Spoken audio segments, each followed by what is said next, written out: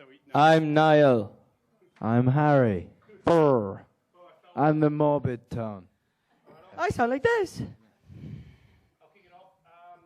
What were your thoughts when you first saw the final cut of this wonderful movie? Struth. Go on, Harry. I think it was nerve-wracking. I think the thing was that we saw a couple of cuts before. We saw like 5 or 6 of the cuts before it was finished. And I think when you go into a screening when you know that it's not completely done yet, you have that kind of bit of insurance in your mind that if there's something that you don't like, you can change it. And, you know, if you want to move things around, you don't think it works that well, you can still make changes. But the thing is, when we watched the first final cut, it was kind of like, okay, this is it. This is how we're watching it.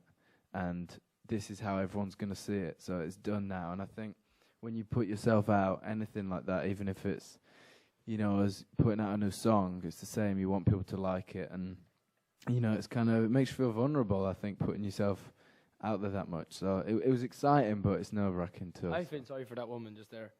'Cause she used to do all the typing of that very long answer. I'll try and write in. I'll try and speak in shorter sentences from now on. She's probably one of those, the court clerks. So you just Ask me again.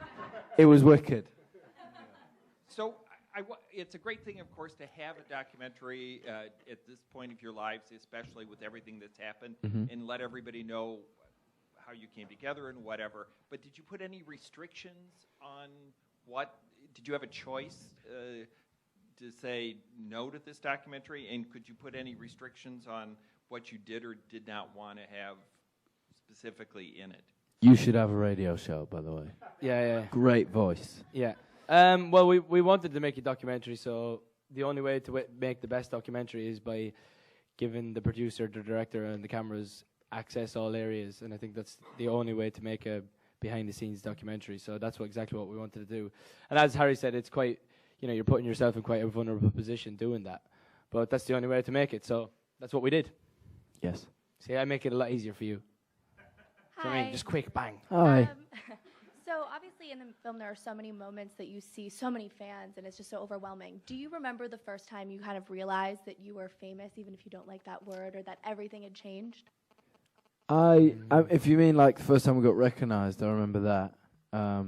I was actually on my way to like the X Factor house, and I stopped at a petrol station, a gas stop, and I great laugh, and I got out, and a girl asked me if we could take a picture. First time I said knew. yes.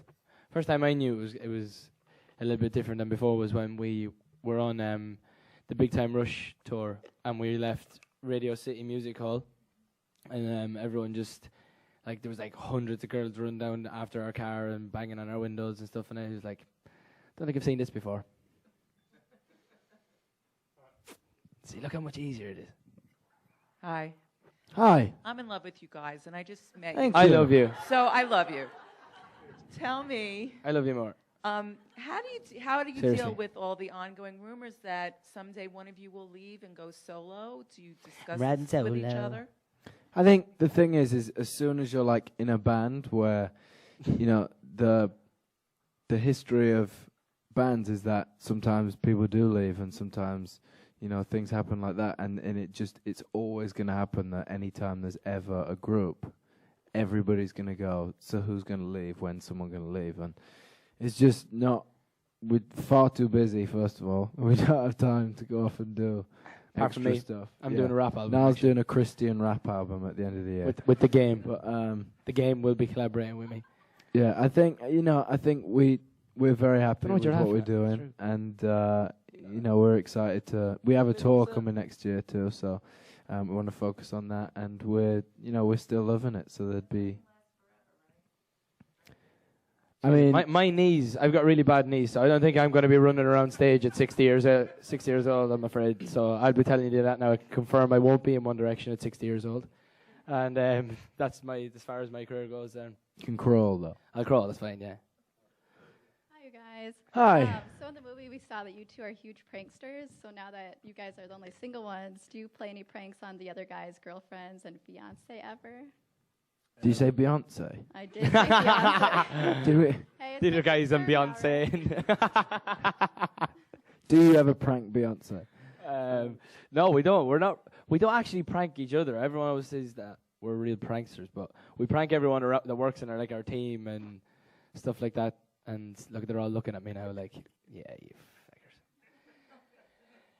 fuckers. But yeah, we just kind of joke about a lot and do our thing. See, you always put us on the spot because if we say what we think is the funniest and no one finds it funny, it's a bit like, oh, right. We don't. We like stealing stuff. We're petty crime. We're is real what life we're into. real life criminals.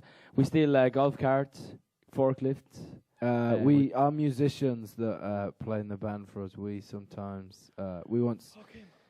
I think we were in Madrid and I taped up their door so they couldn't get in their dressing room. See, not that funny, was it? No.